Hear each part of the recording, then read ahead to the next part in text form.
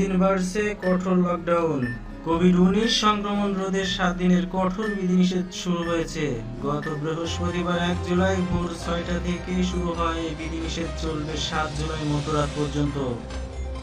তবে এই বিধিনিষেধ আরও 7 দিন বাড়তে পারে। তবে ঈদের আগে পরিস্থিতি দেখে লকডাউন কিছুটা শিথিলও হতে পারে। আর এ বিষয়ে বুধবারের মধ্যে সিদ্ধান্ত আসবে।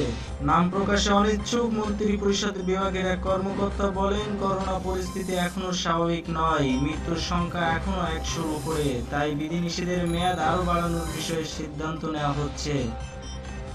এ বিষয়ে চূড়ান্ত সিদ্ধান্ত এখনো হয়নি। সিদ্ধান্ত না হওয়া পর্যন্ত কিছুই বলা যাচ্ছে না, তবে আরও 7 দিন বাড়তে পারে।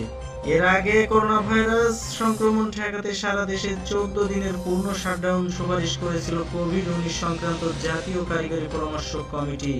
পরে সরকারের পক্ষ থেকে বলা হয়, পরামর্শ কমিটির সুপারিশ বিবেচনা করবে।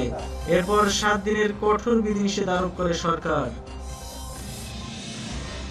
এদিকে বিধিনিষেধ আরোপ করা হলেও প্রায় প্রতিদিনই বাড়ছে করোনায় আক্রান্ত ও মৃত্যুর সংখ্যা, দীর্ঘ হচ্ছে লাশের সারি।